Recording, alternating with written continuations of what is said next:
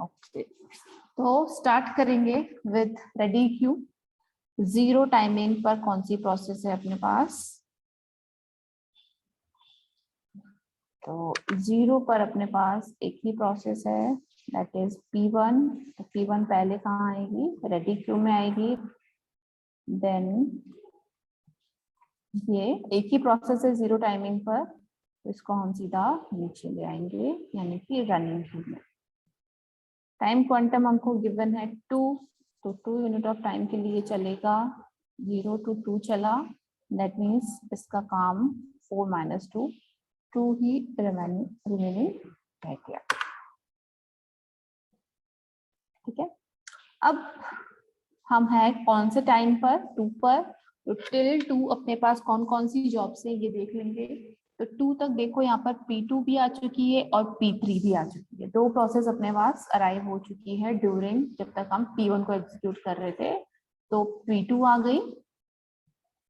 पहले new job को आप इस क्यू में रखेंगे और फिर जो रनिंग जॉब थी उसको वापस ले जाओगे यहाँ पर, अगर वो बाकी है तो ये तो आ गई न्यू जॉब्स।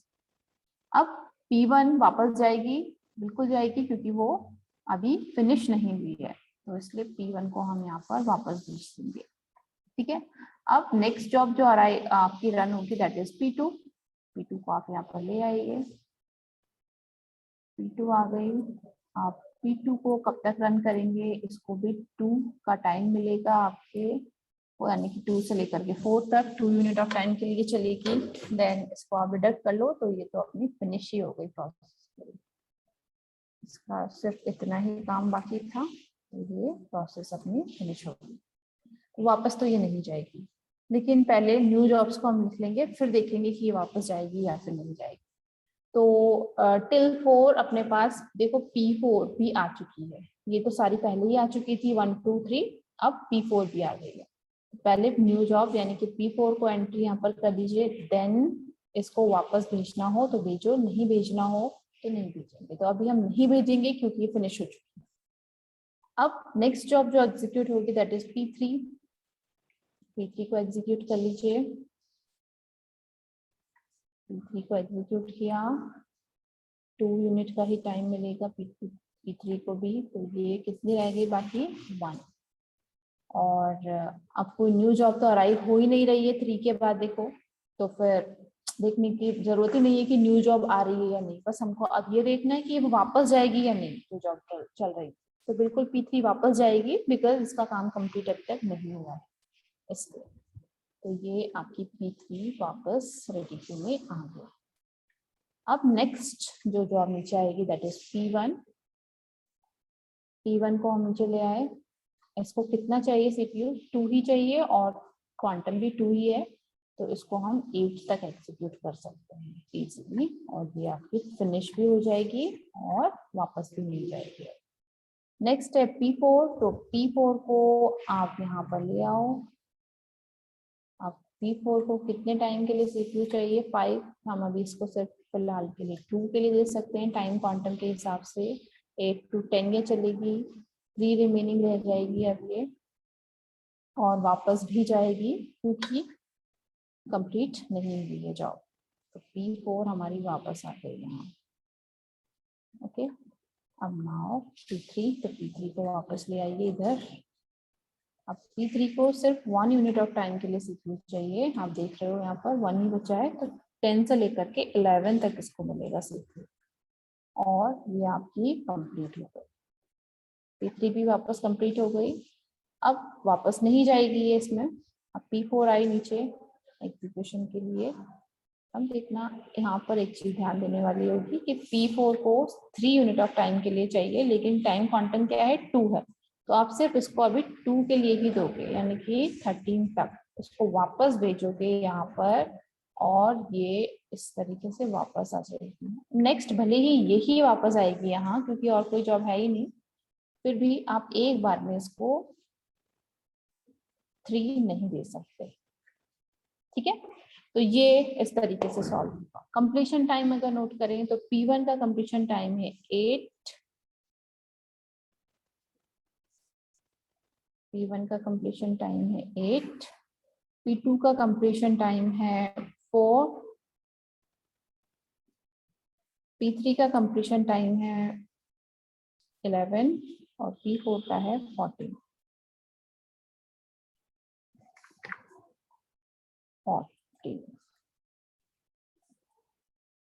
ओके, तो अब आप कैलकुलेट कर सकते हैं, मैच कर सकते हैं। तो सबका सेम आया आंसर? ट्राई किया था आप लोगों ने ये क्वेश्चन? अगर चेंज आ रहा है तो आप लोग पूछ सकते हो, या तो डाउट क्लियर हो गया होगा या फिर डाउट होगा अभी तक, तो आप पूछ सकते हो।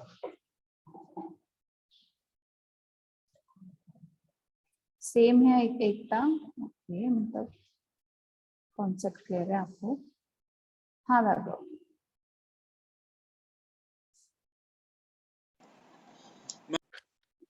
तो ये था इस क्वेश्चन का सॉल्यूशन। अब लास्ट स्लाइड में एक और क्वेश्चन है, चाहो तो इसको ट्राई कर सकते हैं हम लोग, चाहो तो आप लोग इसको ट्राई करना। तो क्या करें, करें ट्राई या नहीं, आप लोग बताइए।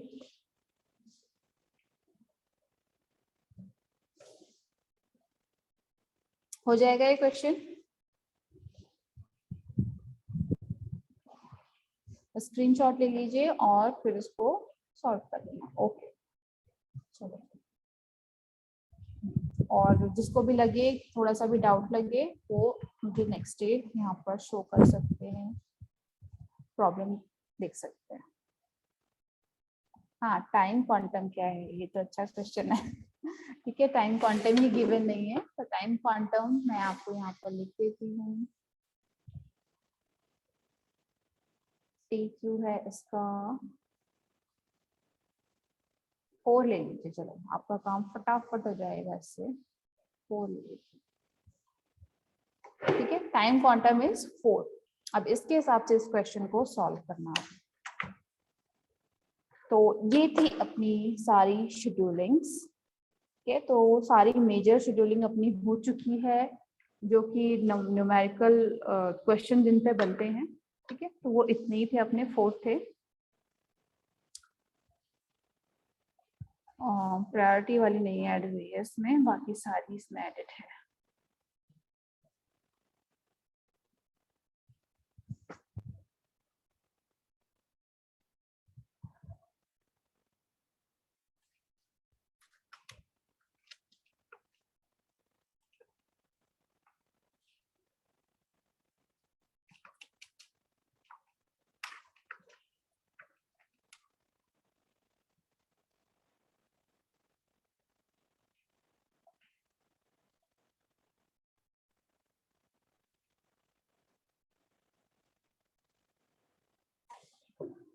ओके, तो ये सारी शेड्यूलिंग हमारी क्या थी, न्यूमेरिकल बेस्ड थी। 1 2 3 एंड यहाँ पर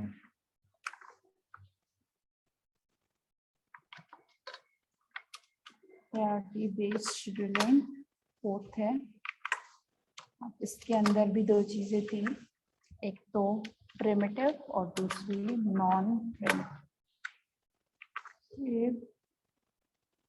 CFS नॉन प्रिमिटिव नहीं, प्रिमिटिव हमने जस्ट किसके बेस पे किया था, नॉन प्रिमिटिव मेथड से सॉल्व किया था इसको। SGF हमने प्रिमिटिव नॉन प्रिमिटिव दोनों मेथड से किया था, और राउंड रॉबिन शेड्यूलिंग भी हमने प्रिमिटिव एंड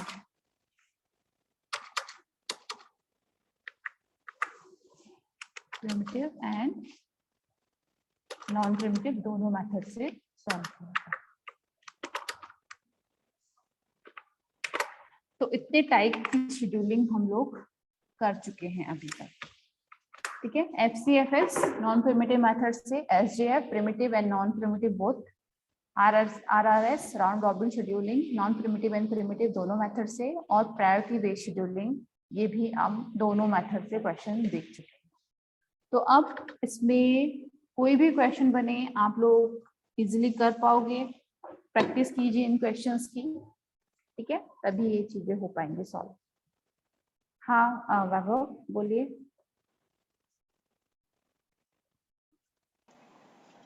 मैम मेरी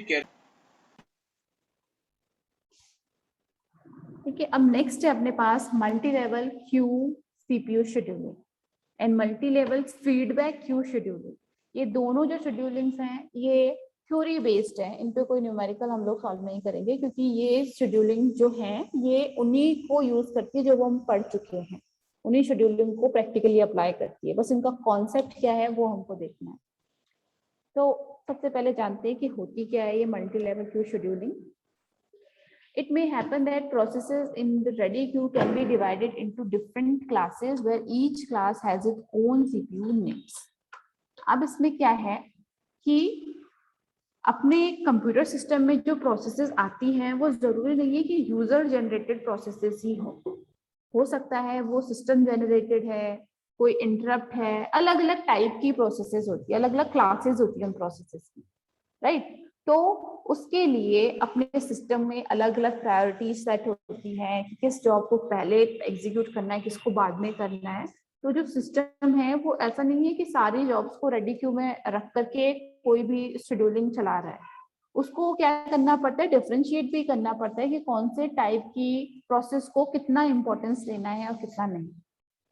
तो यहाँ पर उसी टाइप की प्रोसेसेस की बात हो रही है कि डिफरेंट क्लासेस में हम रेडी क्यू, अपनी जो रेडी क्यूज होती है वो सिंगल ना होकर के अलग अलग क्लासेस में अलग अलग रेडी क्यूज होती हैं। जैसे कि सिस्टम्स की प्रोसेसेस की अलग रेडी क्यू हो गई, यूजर की प्रोसेसेस की अलग रेडी क्यू हो गई, ठीक है, अदर टाइप ऑफ प्रोसेसेस की अलग रेडी क्यू हो गई। तो अपने पास मल्टीपल रेडी क्यूज भी चलते हैं। For example, a common division is a foreground interactive process and background batch processes. अपने पास कुछ ऐसी प्रोसेसेस होती है जो बैकग्राउंड पे चलती रहती है और कुछ होती है जो फोरग्राउंड पे चलती है जिनको यूजर से इंटरेक्ट करना पड़ता है, उसको हम फोरग्राउंड प्रोसेसेस बोलते हैं। और कुछ होती है जो बैकग्राउंड पे चलती है, अपने आप सिर्फ सिस्टम से इंस्ट्रक्शन उठाई और वो एग्जीक्यूट होती रहती है। These two classes have different scheduling needs.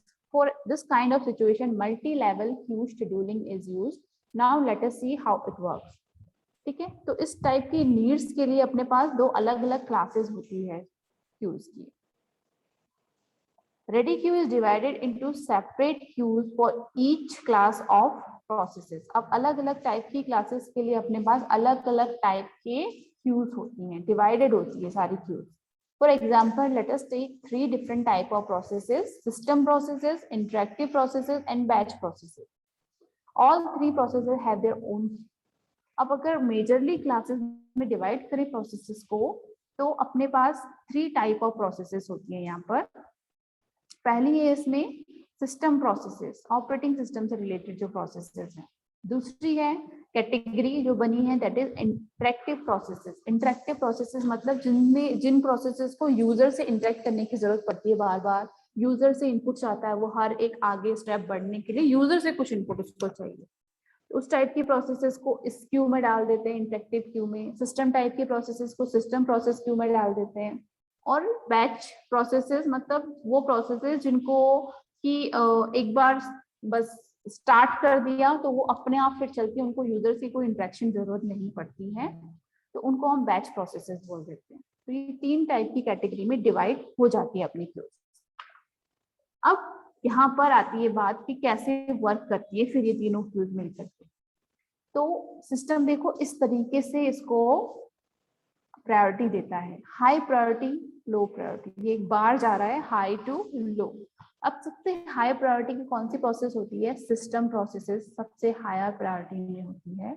Interactive processes उसके बाद की प्रायोरिटी में आती है और बैच प्रोसेसेस सबसे लास्ट में, सबसे कम इम्पोर्टेंट मानी जाती है उसके अंदर, सिस्टम के अंदर। ठीक है, तो ये प्रायोरिटीज हैं प्रोसेसेस के साथ एसोसिएटेड कि भाई सबसे इंपॉर्टेंट तो ऑपरेटिंग सिस्टम से रिलेटेड प्रोसेस होगी। अगर ऑपरेटिंग सिस्टम ने कोई प्रोसेस जनरेट की है, कोई टास्क बोला है, तो वो सबसे पहले एग्जीक्यूट होगा। देन नेक्स्ट इंटरेक्टिव प्रोसेसेस होंगी, यानी कि यूजर जिनसे डायरेक्टली इंटरेक्ट कर रहे, जस्ट लाइक प्रोग्रामिंग से रिलेटेड सारी चीजें। और लास्ट में बैच प्रोसेसेस जैसे प्रिंट और ऐसी चीजें जो बस हमको एक बार उसको सिग्नल करना पड़ता है, वो खुद ही चलती है फिर। तो ये अलग अलग क्यूज में इस टाइप की प्रोसेस को कैटेगराइज करके अलग अलग क्यूज में आ जाती है और इनकी प्रायोरिटी ऐसे सेट होती है। अब यहाँ पर बात करते हैं कि इस सिस्टम का क्या यूज होता है, फिर क्या ड्रॉबैक्स होते हैं। देख, इसके अंदर होगा क्या कि सपोज अपनी एक प्रोसेस चल रही है जो कि किस कैटेगरी में आई है, बैच प्रोसेसेस कैटेगरी में आई। सपोज एक प्रोसेस है मेरी P1, ठीक है, वो बैच प्रोसेस कैटेगरी में आई। अब वो रन हो रही थी, लेकिन तभी क्या हो गया, एक सिस्टम प्रोसेस आ गई। अब क्या करेगा सिस्टम, सीपीयू तो उसको एक ही प्रोसेस को एलोकेट करना पड़ेगा एक बार में, तो वो क्या करेगा, इस बैच प्रोसेस को होल्ड करके इस सिस्टम प्रोसेस को रन करवाएगा। जो भी न्यू प्रोसेस आई है सिस्टम प्रोसेस, सपोज ये PS है, सिस्टम की कोई प्रोसेस, इसको रन करवाएगा। ठीक है, अब इस प्रोसेस ने अपना काम पूरा किया और टर्मिनेट हो गई, खत्म हो गई। देन दोबारा बेचारी P1 का नंबर आएगा और वो एग्जीक्यूट होना स्टार्ट हो जाएगी। लेकिन जैसे ही वो थोड़ा और एग्जीक्यूट हुई, वैसे ही कोई इंटरेक्टिव प्रोसेसेस जनरेट हो गई। अब कोई इंटरेक्टिव प्रोसेस अपने आप को रन करवाना चाहती है, क्योंकि इसकी प्रायोरिटी हायर है देन बैच प्रोसेसेस, तो इसको फिर से होल्ड करवा देंगे P1 को और इंटरेक्टिव प्रोसेस को रन करवाएंगे। जो PI होगी इसको रन करवाएंगे। तो इससे क्या होगा, इसको फिर से वेट करना पड़ रहा है। देन फिर ये एग्जीक्यूट हो गई, तो फिर इसका नंबर आएगा P1 का और ये फिर अपना काम बाकी का स्टार्ट कर देगी। जैसे ही थोड़ा और चली, सपोज यहाँ पर फिर से सिस्टम या इंटरेक्टिव कोई भी प्रोसेस आई, तो क्या होगा, इसको बार बार क्या होना पड़ रहा है, वेट करना पड़ रहा है। इसका एक टास्क पूरा नहीं हो पा रहा है और दूसरी प्रोसेसेस आकर के इसको बार बार इंटरप्ट कर रही है। तो इससे होगा क्या, हायर प्रायोरिटी की प्रोसेस को तो कोई लॉस नहीं होगा, क्योंकि वो फटाफट आ रही हैं, बोल रही कि हम इम्पोर्टेंट है और फटाफट अपना काम कर रही है। लेकिन जो लोअर प्रायोरिटी की प्रोसेसेस हैं, उनको स्टारवेशन की प्रॉब्लम देखनी पड़ रही है, बहुत देर तक वेट करना पड़ रहा है अपने टास्क को एग्जीक्यूट करवाने के लिए। तो ये प्रॉब्लम आती है हमारी multi level Q CPU scheduling में। ठीक है, कि लोअर प्रायोरिटी की प्रोसेसेस को बहुत कम टाइम मिल पाता है फॉर एग्जीक्यूशन, बहुत वेट करना पड़ता है, स्टारवेशन की प्रॉब्लम आती है। All three type of process have their own queues. Each queue has their own scheduling algorithm. For example, Q1, Q2 uses round robin while Q3 uses FCFS. जैसे कि ये देखो, यहाँ पर हर एक जो क्यू होगी वो खुद की अपनी शेड्यूलिंग एल्गोरिथम डिसाइड करती है और उसके हिसाब से अपनी प्रोसेसेस को शेड्यूल करती है। जैसे सपोज इसने जो पिक किया SJF, इसने बोला कि मैं SJF के थ्रू अपनी प्रोसेसेस को एग्जीक्यूट करवाऊंगी। इसके अंदर सपोज 2 प्रोसेसेस हैं, PS1 एंड PS2, तो इसने इसको किस एल्गोरिथम के थ्रू करवाया, SJF के थ्रू। इंटरेक्टिव प्रोसेस क्यों बोलेगी कि मैं तो अपनी जो प्रोसेस है उसको राउंड रॉबिन से सॉल्व करवाऊंगी, तो राउंड रॉबिन इसने लगा दिया अपने पे। ठीक है, तो जैसे हमने सॉल्व किया था, किसकी नंबर पहले आएगी प्रोसेस, कौन बाद में एग्जीक्यूट हो गया, किसका कंप्लीशन टाइम क्या होगा, तो वो सारी चीजें यहाँ पर चलेंगी। और सपोज इसने FCFS ले लिया, तो ये सारे क्यू अपने हिसाब से क्या कर सकती हैं, अपनी शेड्यूलिंग एल्गोरिथम डिसाइड कर सकती हैं। वो ऑपरेटिंग सिस्टम इनको एलोकेट कर देता है। लेकिन प्रॉब्लम आती है स्टारवेशन की to the low priority processes. अब इसके एडवांटेजेस तो हमें पता ही है, the processes are permanently assigned to the queue, so it has advantage of low scheduling overhead. Advantage क्या आया इसके अंदर, एडवांटेज तो देखो ये आया है कि पार्टीशन हो गया। हम कह सकते हैं कि अलग अलग प्रोसेसेस अब मिक्सअप नहीं है, अलग अलग क्यूज में रखी हुई हैं, तो कोई ओवरहेड नहीं है ऑपरेटिंग सिस्टम के ऊपर कि भाई कि इन सारी प्रोसेसेस में से फाइंड करे कि सिस्टम प्रोसेस कौन सी है। उसको पता है कि सिस्टम क्यू में कोई प्रोसेस आई है तो सिस्टम क्यू प्रोसेस होगी। ठीक है, तो इस तरह से उसका ओवरहेड कम है यहाँ पर। लेकिन डिसएडवांटेज क्या आता है, some processes may starve for CPU if some higher priority queues are never becoming empty. अगर ये वाली क्यू empty नहीं होंगी, सिस्टम प्रोसेस और इंटरेक्टिव प्रोसेस वाली क्यू, तो इसका तो कभी नंबर ही नहीं आएगा। इसका नंबर आ ही तब रहा है जब यहाँ और यहाँ कोई प्रोसेस नहीं है, तब इसका नंबर आता है। बट अगर ये खाली ना हो तो ये वाली प्रोसेस तो स्टार्व होती रहेंगी, स्टार्विंग की प्रॉब्लम फेस करती रहेंगी। ठीक है, तो ये इसका मेजर डिसएडवांटेज होता है। तो ये थी आपकी multi level Q CPU scheduling. अब इसको जो ड्रॉबैक है स्टारवेशन का, उसको रिमूव करने के लिए इसके ऊपर एक next type of CPU scheduling I, that is multi level feedback queue scheduling.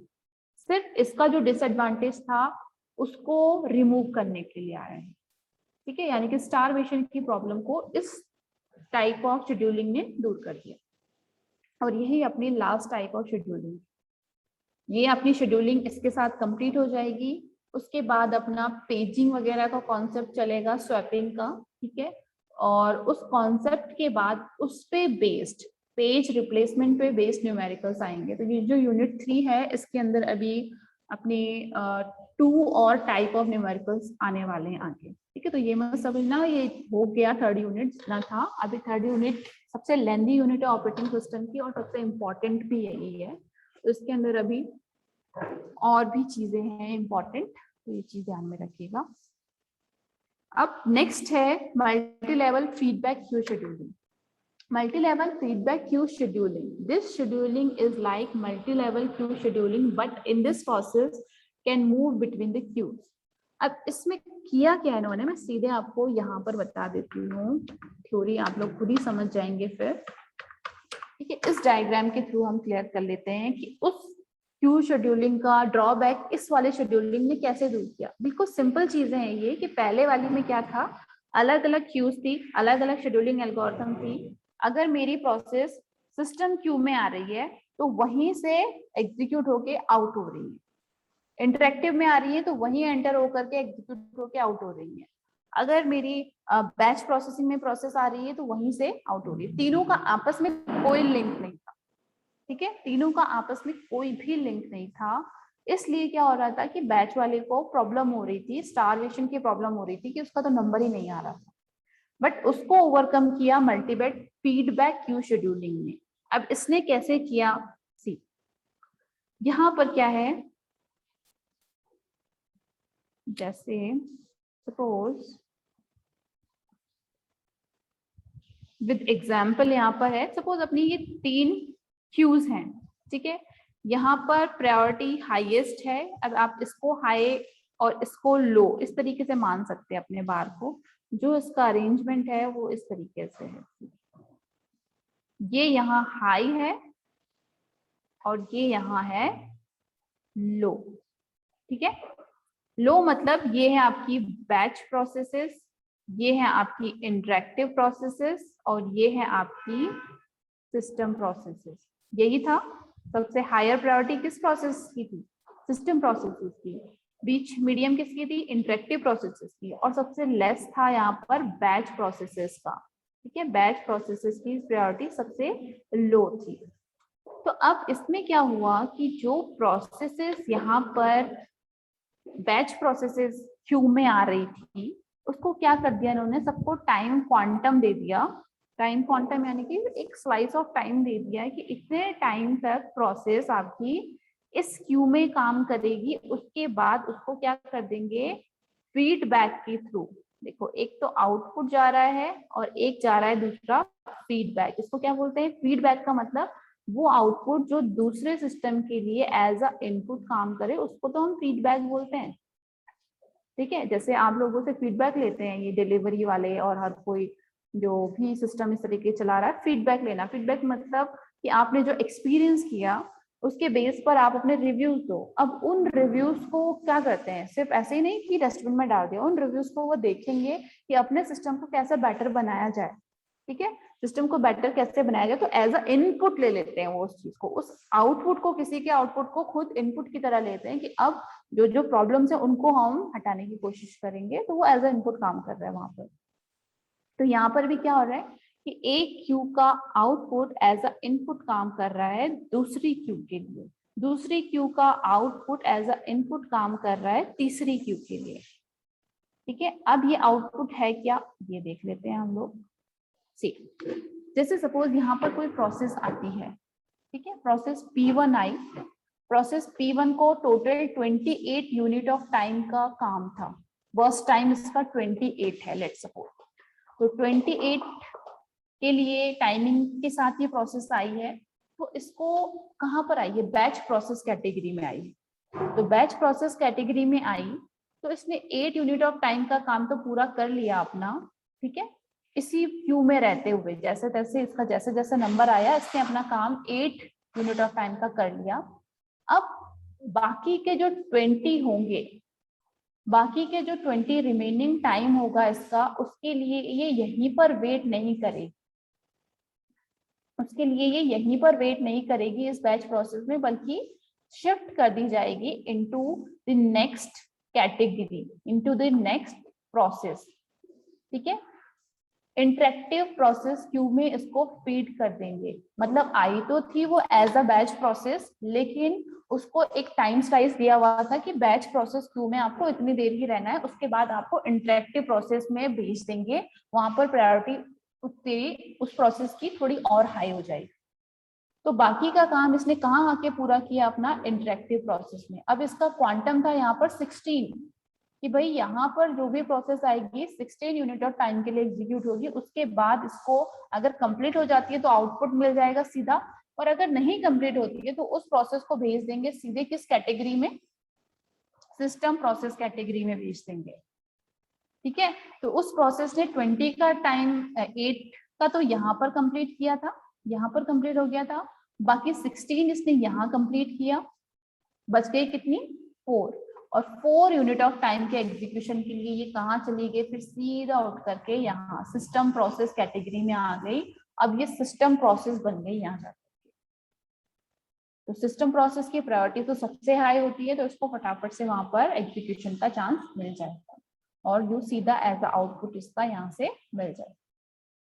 तो इस टाइप के फीडबैक वाले सिस्टम में फायदा क्या हुआ कि प्रोसेस एक ही क्यू में नहीं बैठी है पूरे एग्जीक्यूशन के लिए, उसको बस एक क्यू में थोड़ी देर के लिए रहना है, थोड़ी देर के बाद उसको क्या कर देंगे, प्रमोट कर देंगे, दूसरी क्यू में भेज देंगे अगर वो रिमेनिंग है तो, और फिर दूसरी क्यू में जाकर के भी थोड़ा सा और काम कंप्लीट करेगी, फिर उसको फिर प्रमोट कर देंगे अगर बाकी है तो फिर से उसको तीसरी हाईएस्ट क्यू में भेज देंगे, हाईएस्ट प्रायोरिटी वाली क्यू में, और वहां जाकर के तो वो वैसे सिस्टम प्रोसेस की कैटेगरी में आ जाएगी और रन हो जाएगी। तो इस तरीके से वो जो स्टारवेशन की प्रॉब्लम थी वो बहुत ज्यादा डिक्रीज हो गई इस वाले टेक्निक की हेल्प से। समझ में आया ये चीज किस तरह से वर्क किया इसने? दोबारा बताने की जरूरत है ये कॉन्सेप्ट क्या?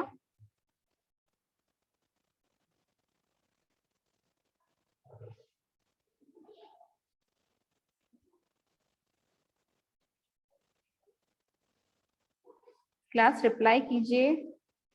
क्लियर है? फीडबैक क्यू शेड्यूलिंग एंड जो पहले वाली थी मल्टी लेवल शेड्यूलिंग,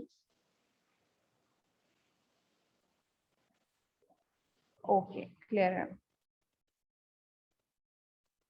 चलिए, तो ये था अपना ऑल टाइप ऑफ शेड्यूलिंग। अब इसके बाद इसकी जो थ्योरी है वो आप खुद ही देख सकते हो अब, ठीक है। इसमें कोई भी प्रॉब्लम आए तो आप पूछ सकते हो। तो ये उसी का सारा डिस्क्रिप्शन है कि कैसे कैसे मूव करेंगे प्रोसेस।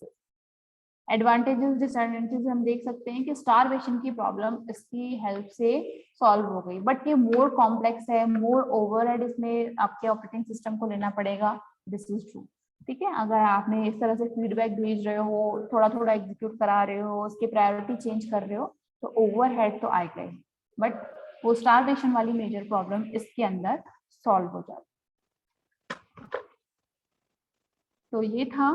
देन अब इस शेड्यूलिंग से रिलेटेड एक लास्ट टॉपिक है इवैल्यूएशन।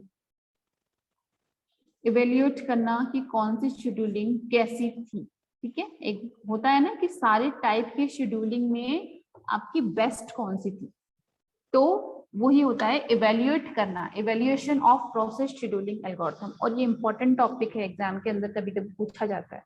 तो बेसिकली अपने पास 3 मेथड होते हैं किसी भी शेड्यूलिंग एल्गोरिथम्स को इवैल्यूएट करने के, डिटर्मिनिस्टिक मॉडलिंग, क्यूइंग मॉडल्स और सिमुलेशन, ठीक है। तीनों मॉडल है किसको करने के, आपके इवैल्यूएट करने के प्रोसेस शेड्यूलिंग एल्गोरिथम्स को, कि कौन सी शेड्यूलिंग एल्गोरिथम सबसे बेस्ट थी। तो सबसे बेसिक वाला मैं आज आपको बता देती हूँ, देन नेक्स्ट मैं आपको नेक्स्ट क्लास में बताऊंगी।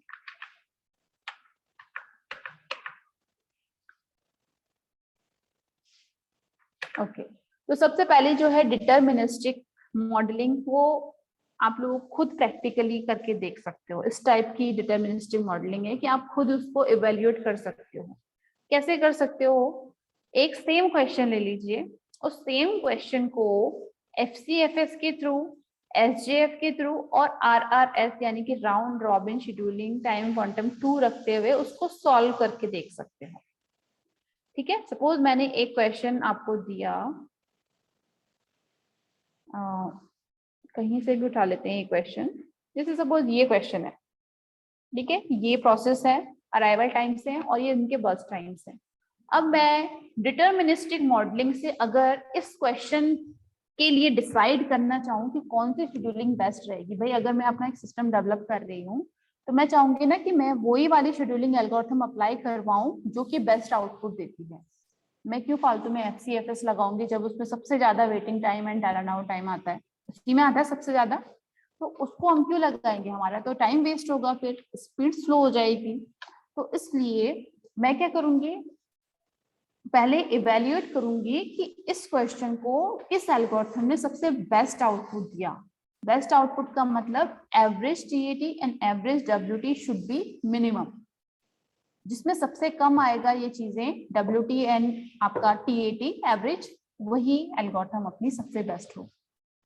ठीक है, तो इस क्वेश्चन को SJF से, FCFS से और RRS से, तीनों से सॉल्व करके देख लीजिए। जिसके अंदर आउटपुट सबसे कम आ रहा है आपका WT and TAT, that algorithm is the best. ठीक है, तो यही आपकी डिटर्मिनिस्टिक अप्रोच होती है। बाकी जो दो अप्रोचेस हैं वो भी हम डिस्कस करेंगे, और डिटर्मिनिस्टिक कोई भी जो थ्योरी पार्ट है उसको भी मैं आपको नेक्स्ट क्लास में बताऊंगी। अब आज के लिए इतना ही रखते हैं। कोई भी क्वेरी हो आप लोगों की तो पूछ सकते हैं।